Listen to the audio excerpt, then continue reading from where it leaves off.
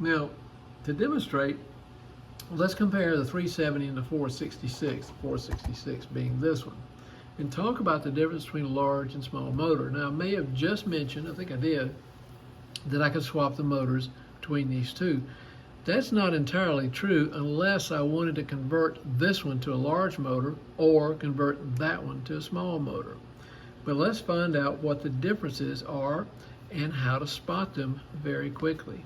Let's take the 466 first. Now, don't have it disassembled, but you don't have to disassemble it to spot it. Up in the motor compartment, you'll see right here the yoke, which is brass, and the field that extends beyond it. This is the clear indication that this is a large motor, and that is the width of the field exceeds the width of the yoke that holds the field in place. On the back side, right behind the ladder that you can't see, these two start in the same position. So you can see that there are about 5 laminations on the field beyond the width of the yoke. Now let's take a look at what one of those would look like outside the chassis. This slot here, from here to here, is where the yoke rests and is attached. This slot is where the field will be seated. You can see those on both sides. Notice that where the field seats or is positioned is wider than the yoke position. And that's what we just demonstrated on that train. Now let's swap these two and take a look at the 370. Using the same kind of relative position, you'll notice that, and even though we don't have this one disassembled, you'll notice that the field does not extend beyond the edge of the yoke. You can't see any of the laminations. Same thing here. So they're the same size. So if we had this chassis out, the motor chassis out, you would see that the slot where the field goes would start here, you might say, and end there. It would not have this little extra extension on one end.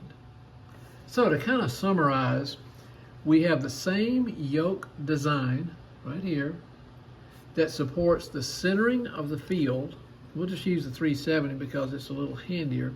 That supports the centering of the field and the attachment of the motor chassis, attachment of the chassis and motor assembly to the train, but they can differ by the width of the field. So they can look the same here with the yoke, but they can be different because of the width of the field. Hence, we have the small motor versus large motor. And to also cover this ground again, these could be exchanged in the sense that we could create this one. You'd have to do the whole motor. We could create this one as a large motor and this one as a small motor. And the reason is primarily because they have the single yoke. But you would definitely have to swap out the chassis and swap out the fields. A little bit of work there. And then, but what makes them non-swappable, to re-emphasize, is small versus large motor.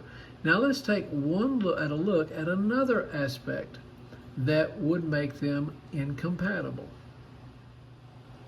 We just illustrated that the first difference, of course, is the motor size.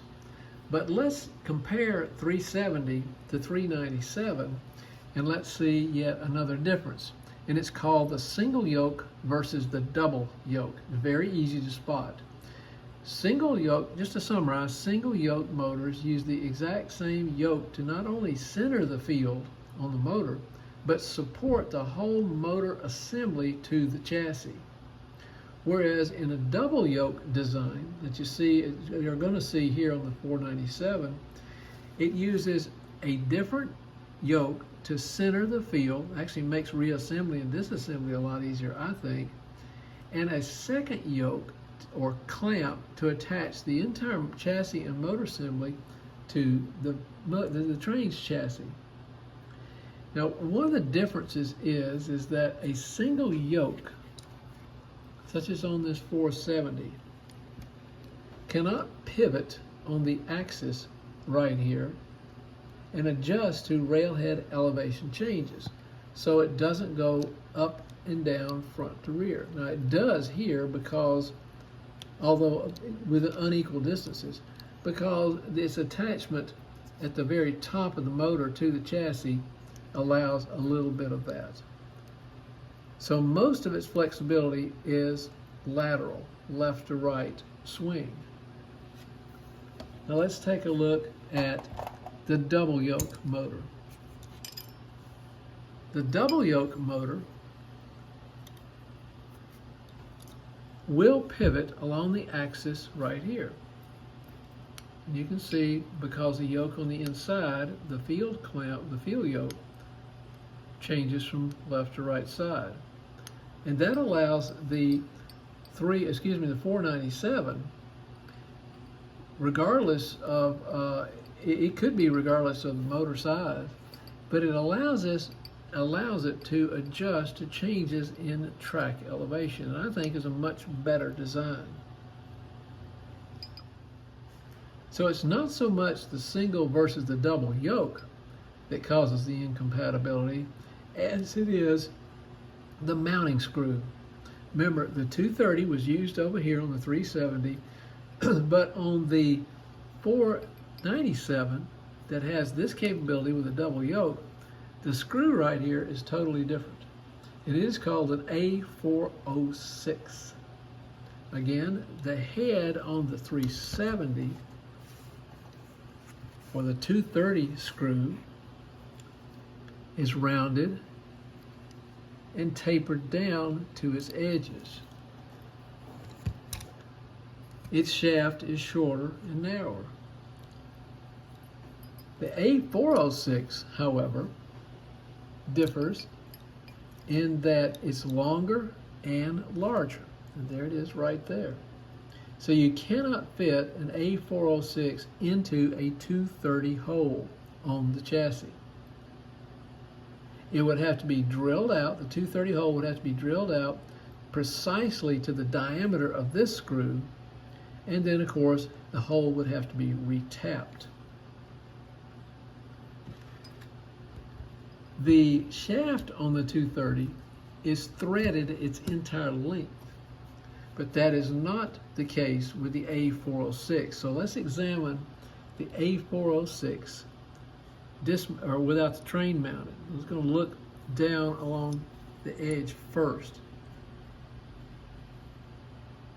Notice that there is a section on the screw shaft that is smooth.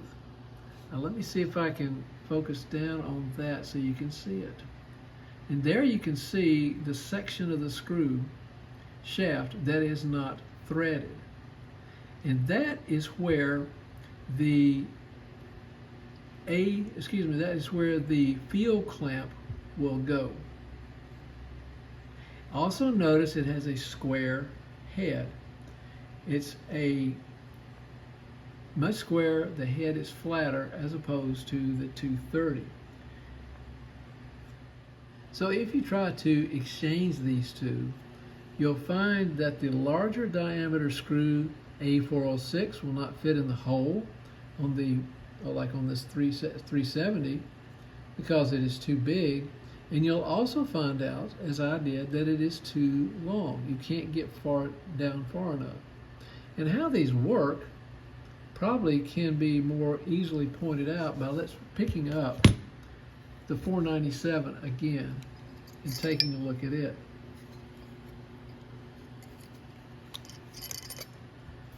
You'll notice that this one is definitely a double yoke, because you can see the first inside yoke, that's the field clamp, and then the second outside yoke, which is the motor clamp, which clamps the entire motor structure. And notice that it snaps, it being the clamp, snaps on that smooth edge of the screw. The screw kind of is recessed in there, but it just snaps on. We'll look at this side. Same thing, snaps on. Well, if you try to do this with a 230 screw, because it's tapered, this clamp would not hold on. Obviously, it can come off forward or reverse or maybe up and down, because it doesn't have that square head. So if you try to interchange the screws and hence interchange the motor, regardless of whether it's a large motor or a small motor, you're going to find out that this clamp will not fit.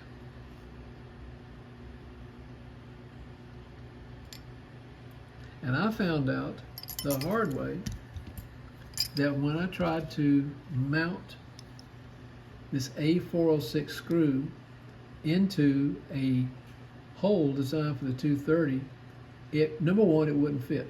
Its diameter was too large. And when I forced it, it did go down some, but it didn't go down far enough. And re-drilling those is going to have to be probably a precise operation, and certainly re-threading them are going to have to be precise. So A406 screw, regardless of the motor size, small or large, versus the 230 screw, which is a round shoulder or tapered toward the edges and designed only to pinch the single yoke down against the chassis. Whereas the 230 is designed to pinch the first yoke down against the chassis using that bottom edge of the screw right there, but its shoulder area extends above the inner yoke and allows the outside yoke to simply snap on top of it. So you don't even have to loosen the screw to take the outer yoke off.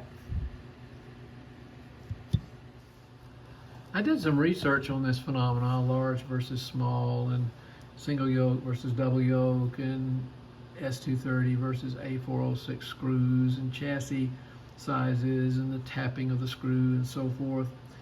And I used all of my resources, either online or in print.